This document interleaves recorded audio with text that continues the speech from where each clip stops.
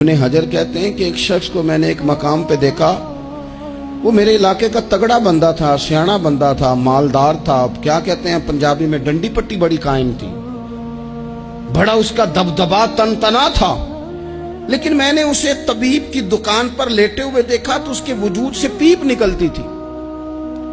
میں نے اسے کہا یار تیرے نام سے تو لوگ خوف زدہ رہتے تھے، تیرا نام لے کے تو لوگ بچوں کو ڈرایا کرتے تھے، تیرے سے انسلاک رکھنے والے تو بازاروں میں گردنیں اونچی کر کے چلتے، تجھے کیا ہوا؟ تو کہنے لگا بس جب خدا کا حکم آیا، جب اللہ کی حکمت کا غلبہ ہوا، جب تک اس نے ڈھیل دی تو دی، لیکن جب وہ پکڑنے پہ آیا تو پھر حال یہ ہوا کہ ایک غریب مچھیرا مچھلیاں پکڑنے کے لیے دریا میں سارا دن بیٹھا رہا،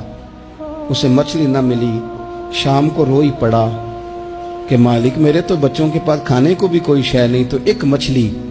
شام کو بڑی محنت کے بعد ایک بڑی مچھلی اس کے ہاتھ لگی۔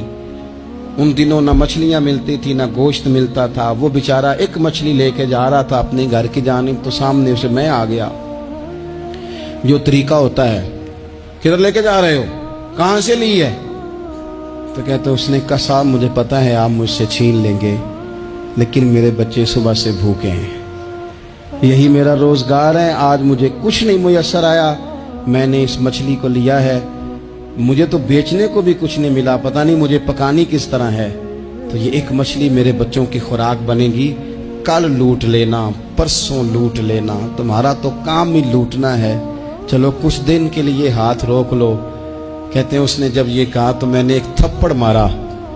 اور اس آدمی سے مچھلی چھین کر میں نے اسے پکڑ کے گھر لا رہا تھا، میں اس مچھلی نے، حالانکہ مچھلیاں کاٹا نہیں کرتی، کہنے لگا اس مچھلی نے ناخن پر میرے پورے پر تھوڑا سا کاٹا ہے، اور میں نے کہا کوئی بات نہیں، مچھلی ذرا بڑی تھی، اس نے کاٹ لیا، میں نے تھوڑی سی پٹی باندھی اور گھر والوں کو کہا مچھلی پکا دیں، انہوں نے پکائی کھائی، کچھ پتہ ہی نہیں تھا، 2-4 دن گزرے ہیں تو زخم آگے بڑھنے لگا ہے، طبیب کو دکھایا ہے تو اس نے کہا یہ تو انگلی کاٹنی پڑے گی۔ کہتے وہ انگلی کٹوائی، 1 ہفتہ نہیں گزرا تھا کہ زخم آگے بڑھا، تو پھر وہ ہاتھ کی طرف بڑھا تو میں نے جا کے دکھایا تو اس نے کہا ہاتھ بھی کاٹنا پڑے گا، سارا بازو کٹوا چکا ہوں، رات کو نیند نہیں آتی، ایک لقمہ پیٹ میں نہیں گزرتا، میرے بچے، میرے بھتیجے، میرے بھائی، میرے عزیز گلی گلی اس غریب کو ڈھونڈتے پھرتے ہیں جس کا نام بھی ہم کوئی نہیں جانتے، تھک گئے تلاش کر کر کے، خدا جانے کہاں چھپ گیا اللہ کی اتنی بڑی زمین میں، وہ ملتا نہیں، میں سو نہیں پاتا۔ کہنے لگے شیخ میرے لیے دعا کر دو، مجھے کچھ نہیں چاہیے، بس وہ مجھے مل جائے اور میں اس سے نا معافی لے لوں، بس وہ مجھے معاف کر دے، 2 جملے معاف، جیسے بھی ہوگا میں منا لوں گا، بندہ درکار ہے۔ ابن حجر نے لکھا ہے، کہتے ہیں وہ تڑپتا رہا، روتا رہا، آہوزاری کرتا رہا،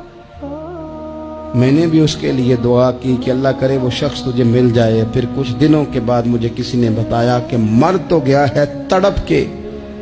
پر اس سے معافی کا موقع میسر نہیں آیا۔